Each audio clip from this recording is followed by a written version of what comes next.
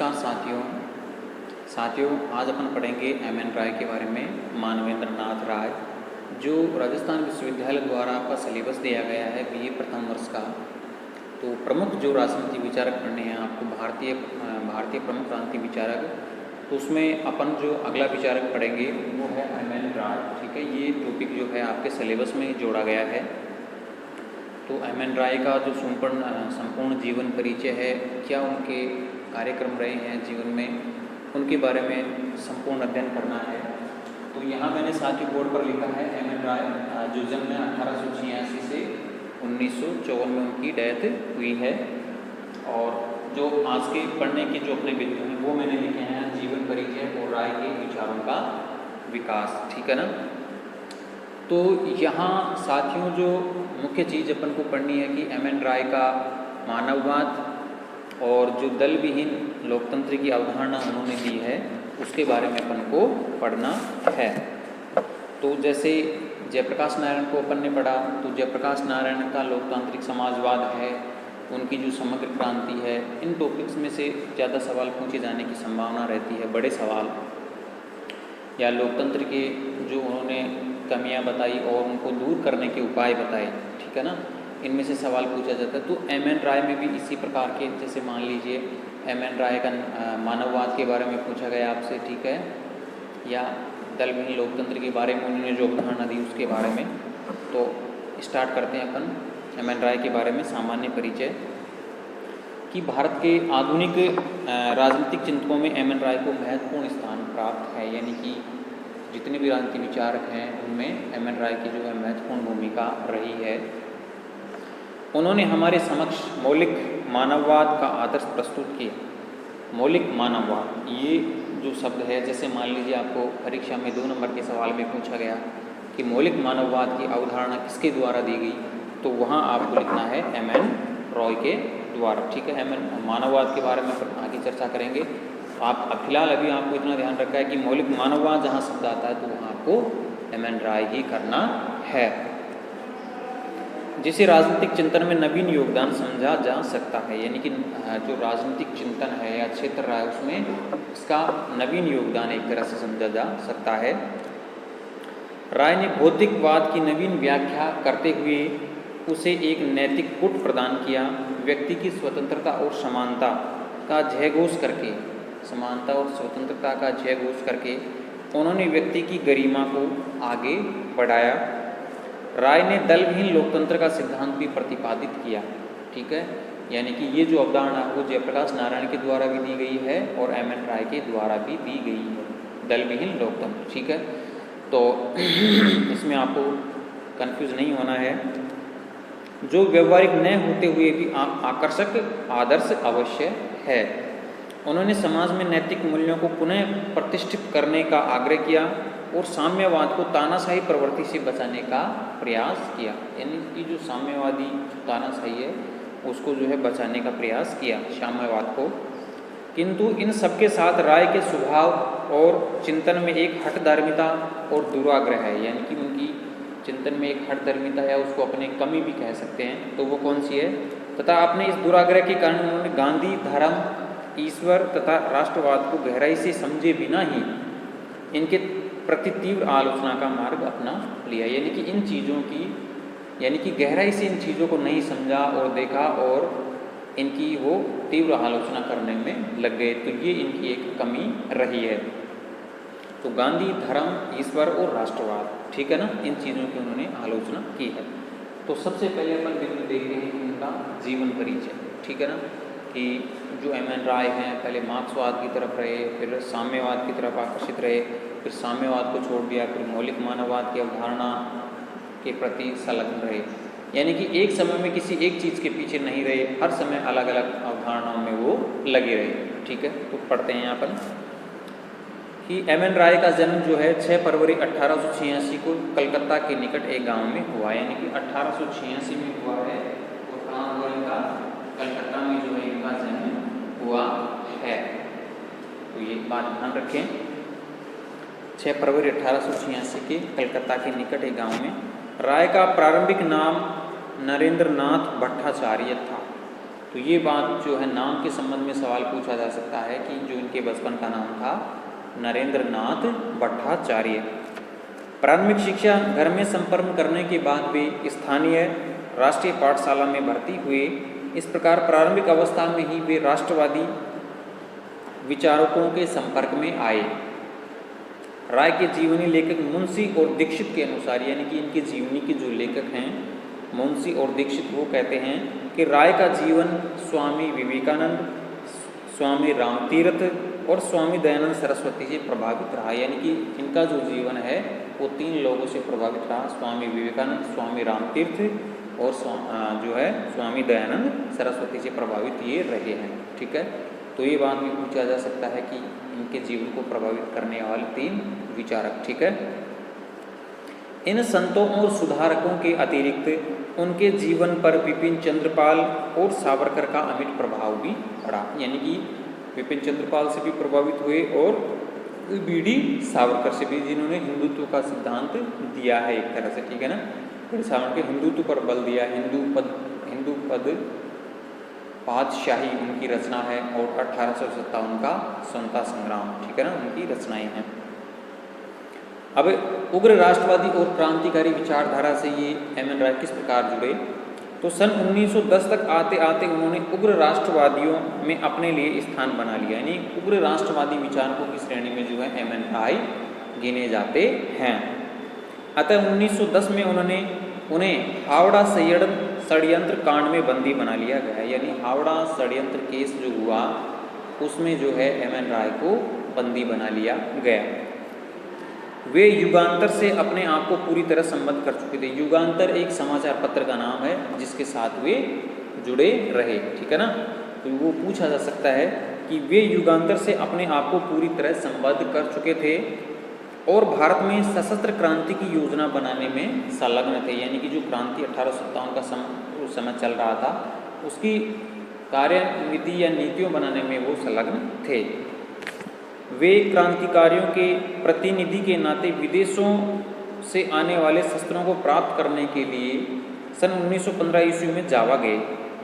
यानी कि वो क्रांतिकारियों का प्रतिनिधित्व कर रहे थे और विदेशों से जो शस्त्र मंगवाए जा रहे थे, ठीक है ना, उनकी निगरानी के लिए या उनको अपने कब्जे में करने के लिए या उनको लेने के लिए वो कहाँ गए, जावा गए। किंतु उन्हें न तो शस्त्र मिले और नहीं शस्त्र लाने वाला जलियान, यानी कि शस्त्र भी नहीं मिले और उसका जो जलियान में आने वाले जो शस्त्र थे वो भी उनको नहीं मिले। कुछ माह बाद वे पुनः जावा और वहाँ से फिलीपींस, कोरिया और मंचूरिया गए। यानी कि और भी देशों की यात्रा पर वो गए। वे इस यात्रा क्रम में जब अमेरिका पहुँचे तो उन्होंने अपना नाम नरेंद्र नाथ के स्थान पर मानवेंद्र नाथ राय रख लिया। यानी कि नाम परिवर्तन कर लिया और एम.एन. राय, मानवेंद्र नाथ राय अपना नाम रख लिया। चीन और जापान की यात्रा में उन्होंने विश्व के बदलते हुए वातावरण को नज़दीकी से देखा। यानी कि चीन की यात्रा भी की और जो है जापान की यात्रा भी की। तो यात्रा के दौरान जो चीज़ें परिवर्तित हो रही थी उनको समझने में उनको काफ़ी सहायता मिली और बदलते हुए परिवेश को उन्होंने देखा।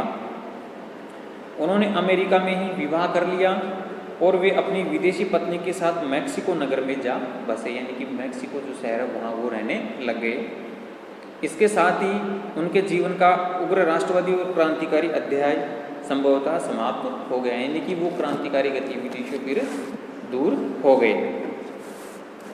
अब सबसे पहले अपन पढ़ते हैं उनका जो रूढ़िवादी मार्क्सवादी उस विचारधारा के साथ जुड़े। तो सन 1917-18 में वे साम्यवादी नेता माइकल बोरोडिन के संपर्क में आए। यानी कि जो साम्यवाद उस समय काफ़ी चरम पर फैला हुआ था, तो उसके जो नेता थे माइकल बोरोडिन के संपर्क में आए। अब उनका साम्यवाद के प्रति आकर्षण बढ़ने लगा। यानी कि साम्यवाद की ओर वो आकर्षित हुए और वे साम्यवाद को मानव जाति के कष्टों का उद्धारक मानने लगे। यानी कि साम्यवाद के द्वारा जो है भारत को स्वतंत्रता मिल सकती है, जो भारतीयों को जो कष्ट मिले हुए हैं उनसे उनको छूट मिल सकती है, उनका ये सोचना था। सन 1919 में उन्होंने मैक्सिको के बाहर किसी राज्य में प्रथम साम्यवादी दल स्थापित करने का श्रेय प्राप्त हुआ। यानी कि साम्यवादी दल की भी उन्होंने एक स्थापना करी। और लेनिन इस प्रतिभाशाली तथा साहसी व्यक्ति से मिलने के लिए उत्सुक हो उठे। और जब ये बात लेनिन को पता चली तो वो भी इस व्यक्ति से मिलने के लिए आतुर हो उठे, यानी कि उनकी भी मिलने की इच्छा हुई। बोरोडिन के माध्यम से राय को लेनिन का निमंत्रण प्राप्त हुआ, यानी कि बोरोडिन जो साम्यवादी नेता था उसके माध्यम से लेनिन का एक पत्र उनको प्राप्त हुआ। और राय कम्युनिस्ट इंटरनेशनल की द्वितीय कांग्रेस में, और जो एमएन राय है कम्युनिस्ट इंटरनेशनल की द्वितीय कांग्रेस में मैक्सिको के प्रतिनिधि के रूप में सन 1920 के प्रारंभ में रूस पहुंचे, यानी कि उन्होंने मैक्सिको का प्रतिनिधित्व करने के लिए वो रूस गए। रूस जाते समय उन्होंने बर्लिन में भारतीय क्रांतिकारियों से भेंट की, यानी कि बर्लिन जब गए तो भारतीय जो क्रांतिकारी थे उनसे भी उनकी भेंट हुई। लेनिन और राय के बीच घनिष्ठ संबंध हो गए, घनिष्ठ संबंध हुए और मित्रता के संबंध स्थापित हो गए। राय के परामर्श से एशियाई समस्याओं का समाधान खोजने के लिए कम्युनिस्ट इंटरनेशनल ने ताशकंद में कॉमिंटर्न का एक केंद्रीय एशियाई बोर्ड स्थापित किया, यानी कि जो एशिया महाद्वीप की जो समस्याएं थी उनका समाधान करने के लिए कम्युनिस्ट इंटरनेशनल ने ताशकंद में एक कॉमिंटर का एक केंद्रीय एशियाई बोर्ड उन्होंने स्थापित किया। और राय इसके पूर्वी विभाग के अध्यक्ष नियुक्त किए गए, यानी कि पूर्वी विभाग के जो राय हैं इनके अध्यक्ष नियुक्त हुए। फिर अगला जो चरण है कि स्टालिन के साथ मतभेद और रूढ़ी मार्क्सवाद की आलोचना, यानी कि पहले तो क्या है कि रूढ़ी मार्क्सवाद के साथ ये जुड़े, फिर बाद में जब लेनिन के बाद स्टालिन आए तो स्टालिन के साथ इनके मतभेद हो गए और रूढ़िवादी मार्क्सवाद की भी उन्होंने फिर आलोचना करी। तो लेनिन और राय के बीच की कुछ विषयों पर मतभेदों की स्थिति थी, यानी कि लेनिन और राय के बीच यानी कुछ विषय ऐसे थे जिनके ऊपर दोनों में क्या थे, मतभेद बने हुए थे। लेनिन का विचार था कि साम्यवाद परतंत्र देशों के राष्ट्रीय आंदोलन के साथ प्रमुख रूप से जुड़े हुए संगठनों को समर्थन दे, यानी कि लेनिन का कहना था कि साम्यवाद परतंत्र देशों को राष्ट्रीय आंदोलन के साथ प्रमुख रूप से जुड़े हुए को जो है समर्थन दे, क्योंकि वे साम्राज्यवाद के विरुद्ध संघर्ष कर रहे थे। इस दृष्टि से लेनिन भारतीय राष्ट्रीय कांग्रेस को समर्थन देने के इच्छुक थे, यानी कि इस दृष्टि से जो लेनिन भी है वो भारतीय राष्ट्रीय कांग्रेस को समर्थन देने के इच्छुक थे। यानी कि बात ये थी कि इससे क्या है कि भारतीय समस्याओं का अंत हो सकता है। लेकिन राय का कहना था कि भारतीय राष्ट्रीय कांग्रेस और गांधी के नेतृत्व में चल रहे आंदोलन की प्रकृति सामंतवादी है। लेकिन जो एमएन राय थे वो इस बात से सहमत नहीं थे। उनका मानना था कि जो भारतीय राष्ट्रीय कांग्रेस और गांधी के नेतृत्व में जो आंदोलन चल रहा है वो सामंतवादी है, अतः इसे समर्थन देने का कोई औचित्य नहीं है। यानी कि लेनिन एक तरफ से समर्थन देने की बात कर रहा है और राय उस समर्थन का जो नहीं मान रहे उसको बात की समर्थन देने से कोई फायदा यहाँ नहीं होने वाला। लेकिन इस मतभेद के बावजूद साम्यवादी इंटरनेशनल में राय को महत्वपूर्ण स्थिति प्राप्त थी, लेकिन फिर भी जो है एमएन राय को साम्यवादी इंटरनेशनल में महत्वपूर्ण स्थिति बनी हुई थी उनकी। किंतु लेनिन की मृत्यु के बाद साम्यवादी इंटरनेशनल में राय की स्थिति कमजोर हो गई। लेकिन जो लेनिन की मृत्यु हो गई और जो साम्यवादी इंटरनेशनल एक संगठन था उसमें एमएन राय की भूमिका जो है कम हो गई, क्योंकि अब कॉमिंटर्न को औपनिवेशिक देशों के राष्ट्रीय आंदोलन के साथ सीधा संपर्क न रखने का आदेश मिला था। स्टालिन के एक ही देश में समाजवाद के सिद्धांत से राय सहमत नहीं थे, यानी कि एक ही देश में समाजवाद स्थापित हो, लेनिन का ये विचार था स्टालिन का, तो उससे वे सहमत नहीं थे। राय स्टालिन की एकाधिकारवादी प्रवृत्ति के विरुद्ध भी थे। इन परिस्थितियों में सन 1928-29 में कम्युनिस्ट इंटरनेशनल से उनका पूर्णतः संबंध टूट गया और एमएन राय का जो 1928-29 में कम्युनिस्ट इंटरनेशनल का संबंध पूरी तरह से टूट गया। इसके बाद क्या हुआ कि भारत वापसी और साम्यवादी दल से अलगाव उनका हो गया। एमएन राय का जो है स्टालिन के साथ मतभेद हुआ, फिर 1928-29 में जो है उनसे संबंध अलग हो गए। इसके बाद 1921 से 28 के वर्षों में वो सोवियत रूस में रहते हुए राय ने भारतीय साम्यवादी दल की स्थापना को दृढ़ आधार प्रदान किया था। यानी कि संबंध विच्छेद होने से पहले की बात है कि 1921 से 28 के बीच में उन्होंने भारतीय साम्यवादी दल की स्थापना को दृढ़ आधार प्रदान किया था। वे वेन्यूगार्ड पत्रिका के माध्यम से भारत में साम्यवादियों का मार्गदर्शन कर रहे थे। यानी कि भारत में जो साम्यवादी थे उनका भी एम.एन. राय जो है मार्गदर्शन कर रहे थे। कम्युनिस्ट इंटरनेशनल से संबंध टूटने के बाद वे सन 1930 में नाम बदलकर भारत लौटे। यानी कि 1930 में वो भारत आए, किंतु उन्हें कानपुर षड्यंत्र केस में 6 वर्ष के कारावास का दंड भुगतना पड़ा। यानी कि भारत आए, उसके कुछ समय बाद ही कानपुर षड्यंत्र केस में जो है एम.एन. राय को बंदी बना लिया गया। सन 1936 में उन्हें जेल से मुक्ति मिली, लेकिन वे भारत के साम्यवादी दल पर अपना नेतृत्व स्थापित करने में सफल नहीं हुए। लेकिन जो भारत में साम्यवादी दल की स्थापना हुई उस पर वो अपना नियंत्रण या नेतृत्व उसको नहीं कर सके। इसके साथ ही वे न केवल भारत के साम्यवादी दल बल्कि साम्यवादी आंदोलन से भी अलग हो गए। और इसके बाद जो है भारतीय साम्यवादी दल ही नहीं बल्कि साम्यवादी आंदोलन से भी वो एक तरह से अलग हो गए। इसके बाद उन्होंने जो है कांग्रेस में प्रवेश किया। अब साथियों यहाँ पर देखते हैं कि एम.एन. राय भारत आ गए और साम्यवादी दल से भी वो अलग हो गए। इसके बाद जो एम.एन. राय ने क्या किया कि उन्होंने कांग्रेस में प्रवेश किया। 1936 के बाद वे कांग्रेस की ओर उन्मुख हुए। सन 1939 में उन्होंने कांग्रेस के भीतर ही लीजेस ऑफ रेडिकल कांग्रेस की स्थापना करी। यानी कांग्रेस के अंदर भी जो है एक संगठन उन्होंने स्थापित किया, लीजेस ऑफ रेडिकल कांग्रेसमैन स्थापित की। सन 1940 में उन्होंने मौलाना आज़ाद के विरुद्ध कांग्रेस के अध्यक्ष का पद के चुनाव, यानी कि मौलाना आज़ाद थे उनके विरुद्ध कांग्रेस अध्यक्ष पद के लिए चुनाव लड़ा, लेकिन वो चुनाव हार गए। अध्यक्ष का पद के लिए चुनाव लड़ा लेकिन भारी असफलता ही हाथ लगी। इस पराजय के बाद वे कांग्रेस से अलग हो गए।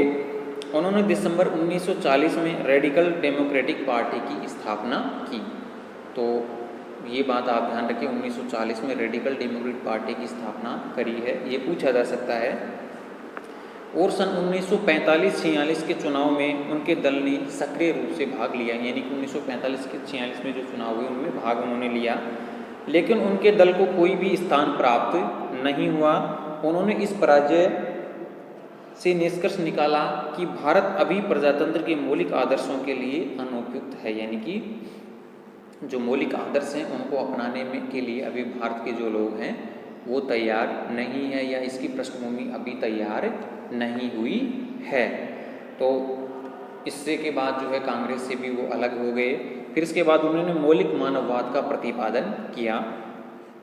साम्यवादी आंदोलन से अलग होने के बाद सन 1937 में उन्होंने इंडिपेंडेंट इंडिया साप्ताहिक पत्र का प्रकाशन किया और इस पत्र के माध्यम से मानववादी आंदोलन को संगठित करने का प्रयास किया। यानी कि मानववादी आंदोलन जो है उनको संगठित करने का जो प्रयास किया इंडिपेंडेंट इंडिया साप्ताहिक पत्र के माध्यम से।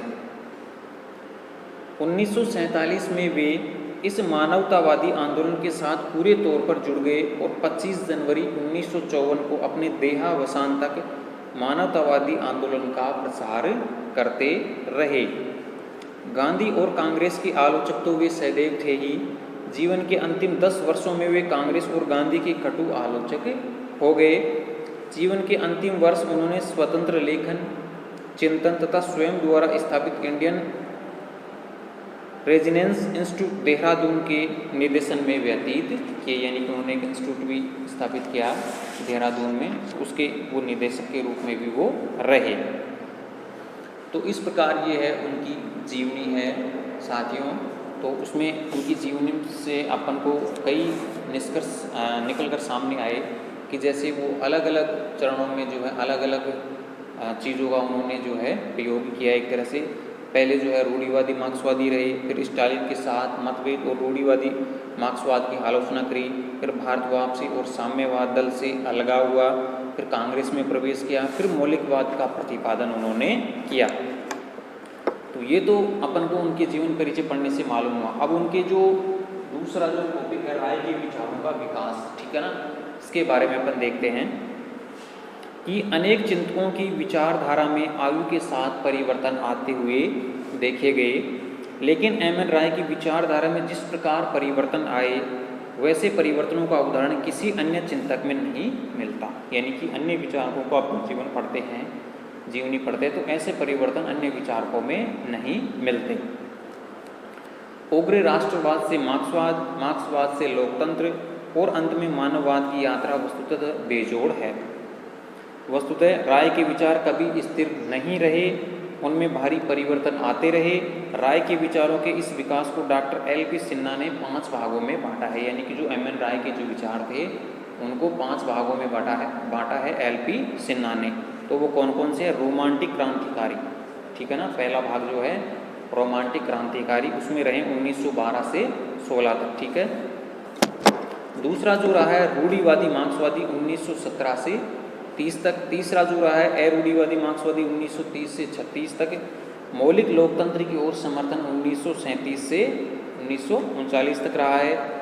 और नंबर जो 5 है मौलिक मानववादी 1947 से 1954 तक वो मौलिक मानववादी रहे हैं। तो एम.एन. राय की विचारधारा के इन विविध चरणों में कोई संगति या कोई निरंतरता नहीं है और न ही चिंतन की इन विविध धाराओं में कोई स्वाभाविक विकास की प्रक्रिया दिखाई पड़ती है। यह कहा जाता है कि चिंतन इन 3 प्रमुख चरणों क्रांतिकारी, राष्ट्रवाद, मार्क्सवाद और मानववाद में पाया जाने वाला सामान्य तत्व है स्वतंत्रता, किंतु उनका चिंतन इन तीनों प्रमुख चरणों में स्वतंत्रता के अलग अलग रूपों में संबंध रहा है। यानी कि उनके जो चरण रहे हैं जीवन के, उसमें सारे काम जो हैं उन्होंने अलग अलग किए हैं। प्रथम चरण में वो राष्ट्र की स्वतंत्रता के पक्षधर हैं, द्वितीय चरण में भी वर्ग की स्वतंत्रता के लिए चिंतित हैं और तीसरे चरण में उनका ध्यान संपूर्ण रूप से व्यक्ति की स्वतंत्रता पर केंद्रित रहा है। यानी कि अलग अलग समय में उन्होंने अलग अलग चीज़ों का प्रयोग किया है, जितना प्रयोग अन्य विचारकों में नहीं देखा जाता।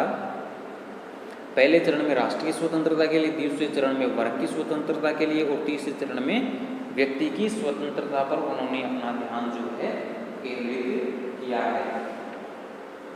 तो साथियों, डॉक्टर एल.पी. सिन्हा ने जो है इनके विचारों को 5 भागों में बांटा है। तो अब इनका जो अगला चरण है रचनाएं, वो अपन आगे वाली क्लास में अध्ययन करेंगे साथियों।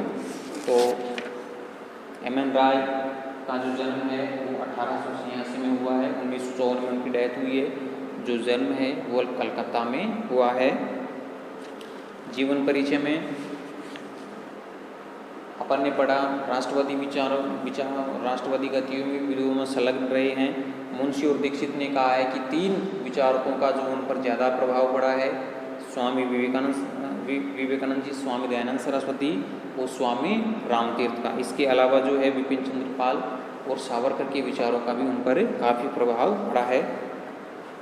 युगांतर समाचार पत्र के माध्यम से भी जुड़े रहे हैं। प्रारंभ में रूढ़ी मार्क्सवादी थे, दूसरे चरण में उन्होंने मार्क्सवाद की आलोचना की है, स्टालिन के साथ मतभेद रहे हैं, फिर साम्यवादी दल से उनका अलगाव रहा है, कांग्रेस में प्रवेश किया, फिर कांग्रेस को भी उन्होंने छोड़ दिया यहाँ और मौलिक मानववाद का उन्होंने प्रतिपादन किया है। फिर उनके जो विचारों का विकास है उनको 5 भागों में यहाँ बांटा गया है। अब उनकी जो रचनाएं हैं और उनके चिंतन के जो आधारभूत तत्व हैं उनको हम साथियों आगे वाली क्लास में चर्चा करेंगे। तब तक आप इन टॉपिक्स को अपनी नोटबुक से भी पढ़ते रहें, जो मैंने यहाँ बताया उसको भी आप बार बार देखते रहें। उनके जो समाचार पत्र हैं, जीवनियाँ हैं, इनके बारे में जो है आपको यहाँ सवाल पूछा जा सकता है। तो साथियों आगे वाली क्लास का आप इंतज़ार करें, आगे वाले टॉपिकों को अपन आगे वाली क्लास में अध्ययन करेंगे। तब तक के लिए साथियों धन्यवाद, थैंक यू।